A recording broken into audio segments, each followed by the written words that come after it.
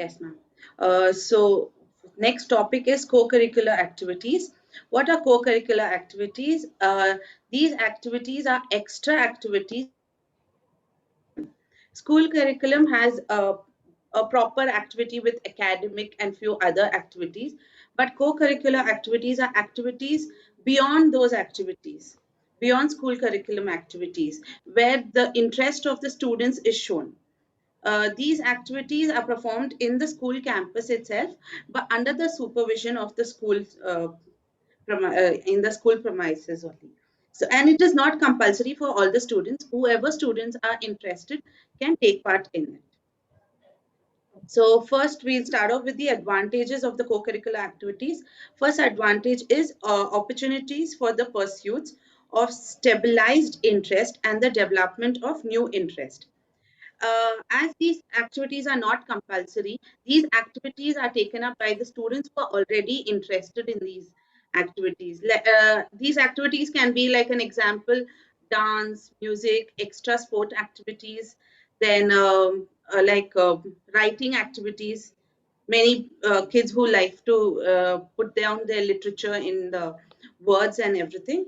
All these kind of activities, they get extra coaching with expertise so that they develop their interest in a right way. And when few other students join just because of their leisure time, so they can use their time in a profitable way.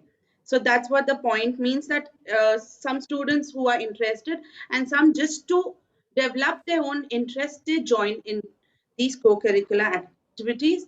But as schools interest, they have school clubs, so where these clubs are more interested, where they can have the achievement of these curricular activities.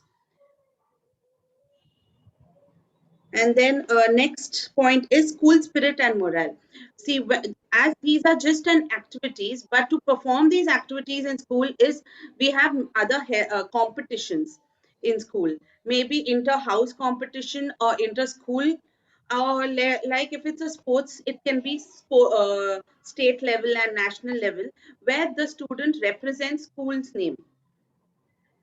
Yeah, and when they are representing school's name, they have that urge of winning and getting that success, so that the teachers and the students start loving the student itself.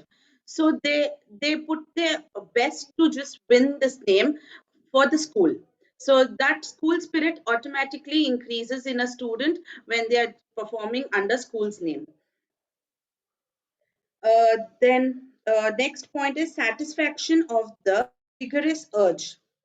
Ma'am, I did take up that point, education of citizenship. Yeah, satisfaction of vigorous urge. Now, these activities are not only for one age group, or is not according to the class wise. Here, they form a group according to the activity. If it's a dance, they make a dance association. And if they have music, music association. Like in our college, I can remember Indian Dance Association, Western Dance Association. All these make up their own group with all kinds of students, all age group students. Here they give their proper practice also according to the thing. And yeah, that is about the satisfaction of the vigorous urge, when they put it into a group and they form an different group itself in the school. Under the school clubs, they name each school clubs separately according to the activities. Next is moral spirit and spiritual development.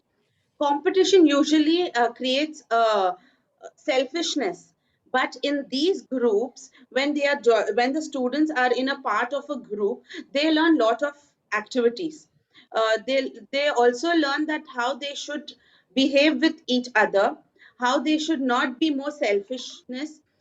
They should have that self control, modesty, and even encouraging each other in the group. So they shouldn't be very selfish.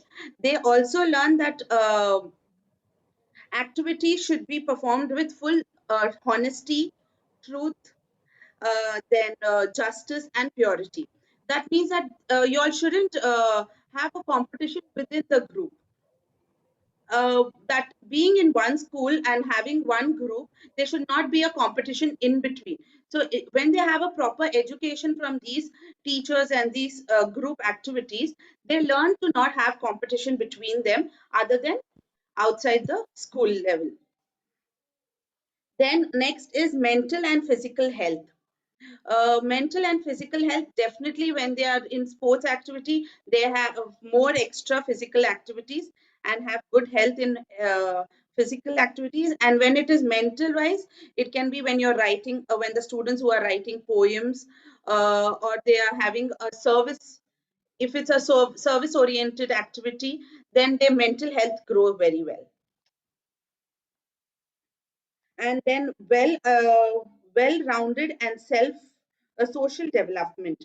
These activities contribute to the social development of the students. Like a student is instructed over there that you should not do few things in a right way, and you should not like the efficient way they should be performing the activities.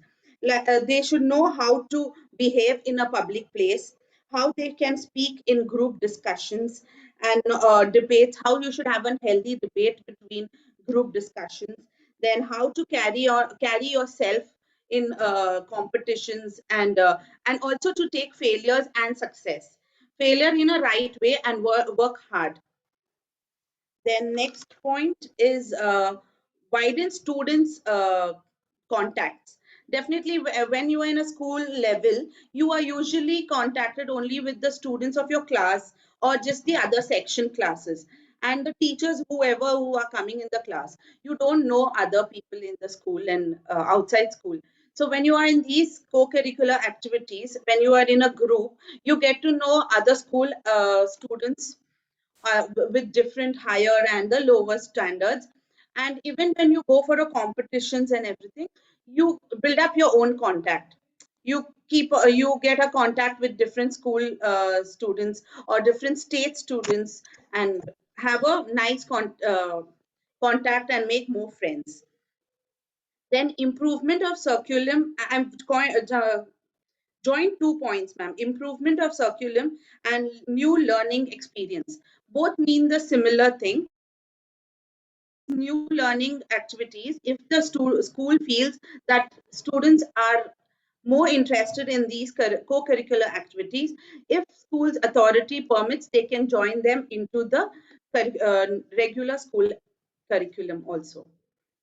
And utilization of spare time, definitely these activities are good for the time utilization of extra times. When they usually have extra time after hours where students just go back home and just watch TV or something. Here these activities can utilize that time of a student and that energy of the student also, where they can learn something new and build up their own interest in it. And the last point what I will discuss is teachers to understand the pupils better.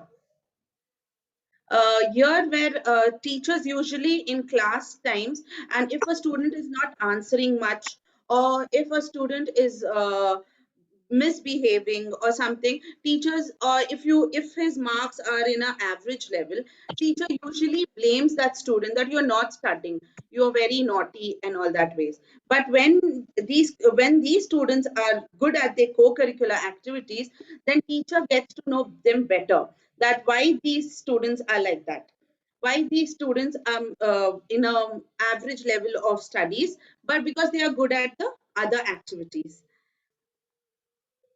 This helps in uh, teachers.